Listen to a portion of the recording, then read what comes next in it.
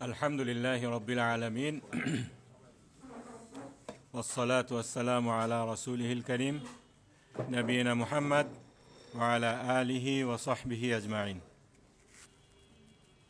সম্মানিত উপস্থিতি,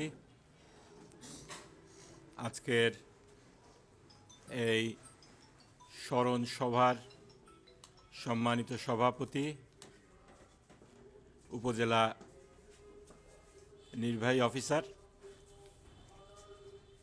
আপনাদের সবাইকে আসসালামু আলাইকুম ওয়া রাহমাতুল্লাহি ওয়া বারাকাতুহু। আমার বক্তব্যের শুরুতে শ্রদ্ধা ভরে স্মরণ করছি সেই সমস্ত বুদ্ধিজীবীদেরকে যাদেরকে এই জাতিকে মেধা শূন্য করার জন্য, এই জাতির নতুন একটি রাষ্ট্রের অভ্যুদয়ের সূচনা লগ্নে যাদেরকে নির্মমভাবে হত্যা করা হয়েছিল। আমরা জানি এই হত্যাকাণ্ডের, জঘন্যতম হত্যাকাণ্ডের উদ্দেশ্য ছিল এই জাতি যেন মাথা তুলে দাঁড়াতে না পারে। সম্মানিত উপস্থিতি, অত্যন্ত দুঃখের বিষয়, এই রাষ্ট্র যখন যাত্রা শুরু করে, যাদের উচিত ছিল এই জঘন্যতম হত্যাকাণ্ডের যারা শিকার হয়েছে তাদেরকে যথাযথ সম্মান প্রদান করা এবং সেই সমস্ত হত্যাকাণ্ডের সুষ্ঠু তদন্ত সাপেক্ষে বিচার নিশ্চিত করা, তারা সেটা না করে তারা ফ্যাসিবাদী এজেন্ডা বাস্তবায়নের জন্য, বাকশাল কায়েমের জন্য জাতিকে সেই বিষয়টাকে ইস্যু করে বিভাজনের রাজনীতি শুরু করে।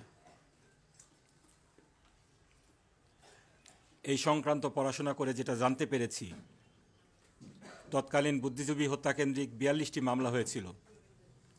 সরকারের অনিচ্ছা সত্ত্বেও সিভিল সোসাইটি একটি বুদ্ধিজীবী হত্যাকাণ্ডের জন্য তদন্ত কমিটি গঠন করেছিল। শহীদুল্লাহ কায়সারের ভাই জহির রায়হান তার নেতৃত্বে। জহির রায়হান যখন সত্য ঘটনা কিছুটা উদ্ঘাটন করা শুরু করলেন, তখন এই স্বাধীন বাংলাদেশেই তাকে গুম করে দেওয়া হয়।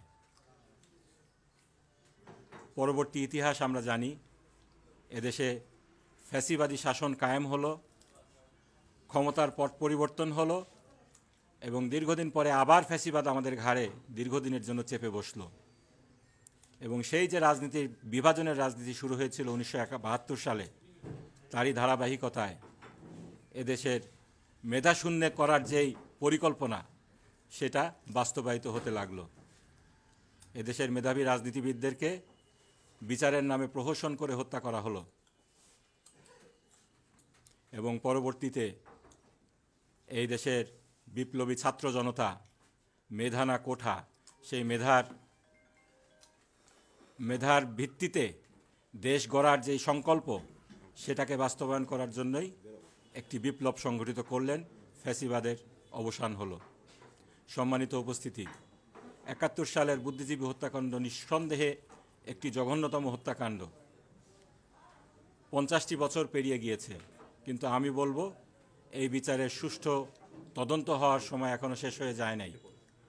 এই বিচারের সুষ্ঠু তদন্ত হতে হবে, এই হত্যাকাণ্ডের সুষ্ঠু তদন্ত হতে হবে। প্রকৃতপক্ষে কারা দোষী ছিল, কারা এর বেনিফিশিয়ারি ছিল, এগুলা খুঁজে বের করতে হবে। অনেক বক্তা বলেছেন যে আমাদের পার্শ্ববর্তী একটি দেশ, আমাদের দেশ যাতে মাথা উঁচু করে দাঁড়াতে না পারে, স্বনির্ভর হতে না পারে, সেজন্য প্রতিনিয়ত ষড়যন্ত্র করে যাচ্ছে।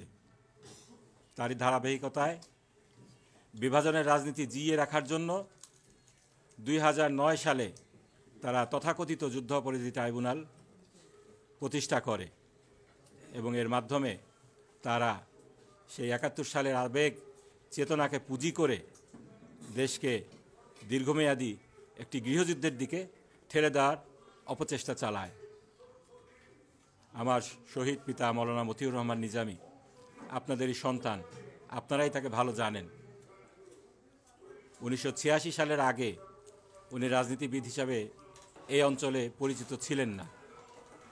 কিন্তু আফসোসের বিষয়, এই অঞ্চলের এই এলাকার কিছু কুলাঙ্গারের সহযোগিতা নিয়ে শতাব্দীর জঘন্যতম মিথ্যাচারের মাধ্যমে ওনার ঘাড়ে বুদ্ধিজীবী হত্যাকাণ্ড সহ এই অঞ্চলের কিছু হত্যাকাণ্ডের দায়ভার চাপানো হয়। আমি আদালতে চ্যালেঞ্জ দিয়ে বলেছিলাম ওনার পক্ষের সাক্ষী হিসাবে যে 1971 সাল থেকে শুরু করে 1986 সাল পর্যন্ত কোনো পত্র পত্রিকায়, কোনো থানায় ওনার বিরুদ্ধে কোনো রিপোর্ট হয়েছে, কোনো মামলা হয়েছে, বুদ্ধিজীবী হত্যাকাণ্ডের জন্য ওনার দিকে কেউ আঙ্গুল তুলেছে, এটা যদি কেউ দেখাতে পারে আমি ওনার পক্ষ হয়ে দেশবাসীর কাছে মাপ চাব।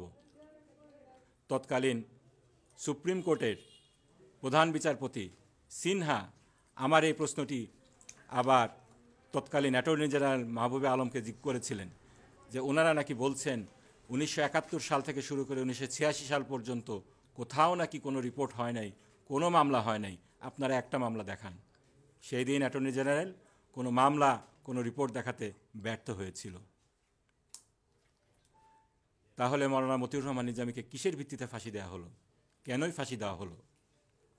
একটি সাজানো নাটকের মাধ্যমে পার্শ্ববর্তী দেশের আধিপত্যবাদকে সুপ্রতিষ্ঠা করার জন্যই মওলানা মতিউর রহমান নিজামী সহ যে সমস্ত রাজনীতিবিদ, বুদ্ধিজীবীকে তারা ফ্যাক্টর মনে করেছে, তাদের আধিপত্যবাদ বিরোধী শক্তি মনে করেছে, তাদেরকে ফাঁসির মাধ্যমে হত্যা করেছে। যেমনইভাবে তারা 1971 সালে বুদ্ধিজীবীদেরকে হত্যা করেছিল। আমি আমার কথা লম্বা করব না। আমি যেটা বলতে চাই, এই দেশটা আমাদের সবার। হিন্দু বলেন, মুসলিম বলেন, স্বাধীনতার পক্ষের শক্তি বলেন, স্বাধীনতার বিপক্ষের শক্তি বলেন, যারা এই দেশে শান্তির সাথে বসবাস করতে চায় সবারই এই দেশ। আমাদের সবাইকে নিয়ে এই দেশ গড়তে হবে। তবে যারা এদেশের উন্নতি চায় না, এদেশকে স্বাধীন সার্বভৌম হিসাবে টিকে থাকতে দেখতে চায় না, পার্শ্ববর্তী দেশের আধিপত্যবাদ কায়েমের, ফ্যাসিবাদ কায়েমের জন্য যারা চেষ্টা করে, এদেশকে ধ্বংসের জন্য যারা লিপ্ত আছে, তাদের ব্যাপারে আমাদেরকে সতর্ক থাকতে হবে। এই দেশ দীর্ঘদিন ফ্যাসিবাদের জাতাকলে নিষ্পিষ্ট ছিল। আর যেন ফ্যাসিবাদ আমাদের ঘাড়ে আবার চেপে না বসতে পারে, সেজন্য আমাদের সবাইকে সতর্ক থাকতে হবে। প্রধান উপদেষ্টা তিনিও একজন বুদ্ধিজীবী, ডক্টর ইউনূস, আল্লাহ তার হায়াত দারাজ করুক। তিনি ঐক্যের ডাক দিয়েছেন। আধিপত্যবাদ বিরোধী শক্তি আমাদের বিরুদ্ধে যে প্রচার প্রপাগান্ডা এবং দেশে বিদেশে যে ক্যাম্পেইন শুরু করেছে, তার বিরুদ্ধে জাতীয় ঐক্যের ডাক দিয়েছেন। আমরা সবাই মিলে তার হাতকে শক্তিশালী করি। মত, পথ, ভিন্নতা এগুলো থাকবেই, কিন্তু দেশের প্রশ্নে আমাদের সবাইকে এক হতে হবে। দেশের স্বার্থে আমাদের সবাইকে এক হতে হবে। অতীতের যেই অত্যাচার, অনাচার, হত্যাকাণ্ডগুলো হয়েছে, সেগুলোর বিচার অবশ্যই হতে হবে, তবে সেটা সুষ্ঠু তদন্ত সাপেক্ষে। 1971 সালের পরে আমি বলছিলাম 42টা মামলা হয়েছিল, তদন্ত কমিটি হয়েছিল, জেলায় জেলায়, থানায় থানায় রাজাকার, আলবদর এদের লিস্ট হয়েছিল। সেই লিস্টগুলো জাতির সম্মুখে আসা দরকার। জাতির জানার অধিকার আছে কারাই প্রকৃতপক্ষে যুদ্ধাপরাধী ছিল, কারাই এগুলোকে ধামাচাপা দিয়েছে, কারা এগুলোকে রাজনৈতিক স্বার্থে ব্যবহার করেছে, এগুলা জাতির জানার অধিকার আছে। সর্বশেষ আমি যে কথাটা বলবো, আমাদের এলাকার 2টি মুক্তিযুদ্ধের আমরা দেখেছি আমাদের জীবনে। আমার জন্ম যদিও 1979 সালে, স্বাধীনতার যুদ্ধ আমার দেখার সুযোগ হয়নি, তবে 24-এর যুদ্ধ আমি প্রত্যক্ষ করেছি। তো এই 2টি স্বাধীনতার স্মৃতি আমাদের সংরক্ষণ করা দরকার। আমাদের এখানে একজন ভাই বললেন ওনার জন্মের পূর্বে ওনার পিতা মারা গিয়েছে। এটা যে কত বড় একটা ট্র্যাজেডি, যে এটার সাফারার সেই শুধু বুঝতে পারবে বাবা হারানোর বেদনা। আর জন্মের পূর্বে বাবা হারানো, এটা তো আরও বড় একটা বিষয়। সারা জীবন তিনি বাবা বলে কাউকে ডাকতে পারেননি। এমনইভাবে আমরা দেখেছি 2024-এ কী ঘটল। 1971 সালের কথা আমরা শুনেছি, আর 24-এর ঘটনা আমরা নিজেদের চোখে দেখেছি। সেখানে হাজার হাজার ছাত্র জনতা, এরকম হয়তো অনেক অনাগত সন্তান ভবিষ্যতে এসে আমাদের সামনে দাঁড়াবে, বলবে আমার বাবাকে তো আমি দেখি নেই, আমার বাবার কথা তো আমার স্মরণ নেই, আমার বাবাকে তো ফ্যাসিস্টরা হত্যা করেছিল, আপনারা কি করেছেন আমাদের জন্য? এই স্মৃতিগুলোকে আমাদেরকে সংরক্ষণ করতে হবে। এই স্মৃতিগুলোকে আমাদের ভবিষ্যতে ফ্যাসিবাদী রুখে দেওয়ার জন্য, ফ্যাসিবাদকে, জুলুমতন্ত্রকে রুখে দেওয়ার জন্য এইগুলোকে প্রেরণা হিসাবে আমাদের সামনে সংরক্ষণ করতে হবে। তো আমি পরিশেষে আপনাদের সবাইকে ধন্যবাদ জানাই। নতুন বাংলাদেশ গড়ার জন্য আপনাদের সবাইকে যার যার অবস্থান থেকে কন্ট্রিবিউট করার জন্য আহ্বান জানিয়ে আমার বক্তব্য শেষ করছি। ওয়া আখিরু দাওয়ানা আলহামদুলিল্লাহি রাব্বিল আলামিন। আমার সময় স্বল্প